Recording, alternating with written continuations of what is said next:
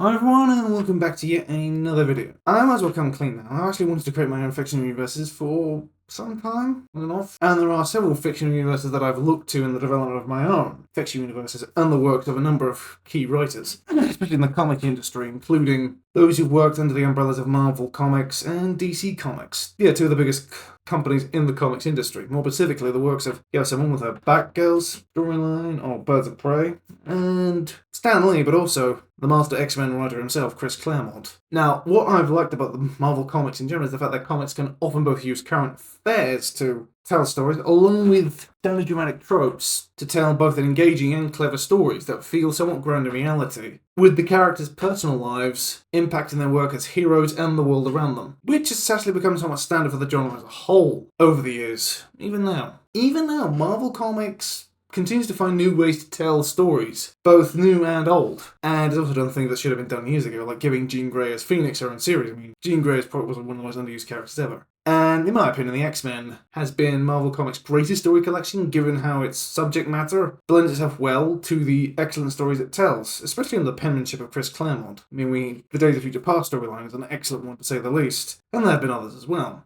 And in some of these stories, the X-Men and others like it ask really hard questions about us as a people and as a society, with both cautionary tales of what can go wrong when things don't go right, but also hopeful stories of what can be achieved when everything seems lost, both with multiple and singular characters. What I've liked about DC Comics is that they can take an idea, especially someone like Gail Simone, and then just use that idea to build upon something quite truly remarkable. Other DC writers have also developed the same thing. Or they've been able to take something from DC-affiliated media multiple times and then build upon that idea. This is probably best to be seen when an idea that was brought up by a separate DC-affiliated work, in order to separate itself from the original inspiration, decided to introduce something that they thought was a neat idea. Such as when the Batman the Animated Series team decided to create the character Harley Quinn. She was only supposed to appear in a single episode, but then she would appear in the show on and off, even starring in a couple of episodes. And then, not long after Batman the Animated Series ended, after her first appearance, she would make her appearance in the mainstream DC Comics, first as Joker's sidekick, but then branching out on her own, carving out her own story in the comics. And she's become a regular fixture of a number of DC-based films and shows. And then we have Barbara Gordon,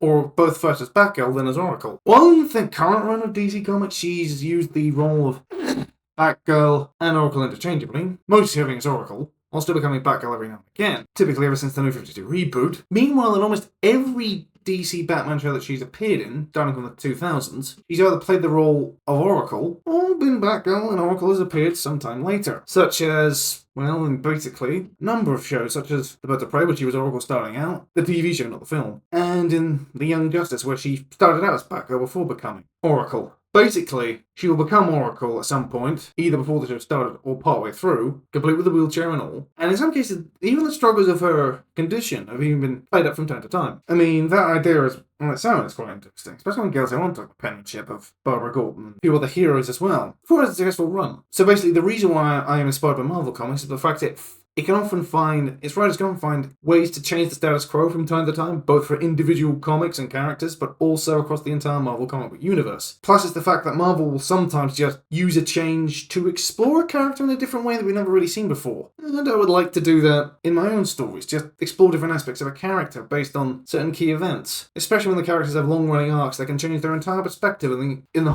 course of the story. And at the same time, it also just, Marvel Comics has always been a little bit of a trailblazer, and its storylines often reflect that. And the reason why DC Comics gives me inspiration is the fact that their comics often will stay true to a narrative for years and years, unless it feels like something was needed to be changed, either to bring the house in order or just because to keep things nice, plain and simple. And when DC does plan to change things, and of course they will change things, but they'll generally stick with it for a certain amount of time. This can basically ensure a broad sense of commonality across much of the works they've done, which I think is important for any fictional universe, so that readers can actually keep track of what's going on. In their comic book multiverse in any way, they change the whole thing to fit that specific criteria, if anything, just to clear up afterwards. I'm also impressed how they can sometimes introduce characters, like for example when they introduced Doomsday, building him up slowly, little by little, until he finally made his appearance. The final aspects I find of both Marvel Comics and DC Comics that I find inspiring is the fact that both universes, or multiverses I should say, are full of incredible detail both on the workings of the multiverse, which includes the laws of the multiverse, multiverse, including different universes, or different versions of heroes, including things you never really would expect, to things within the actual, the mainline universe itself, such as alien planets,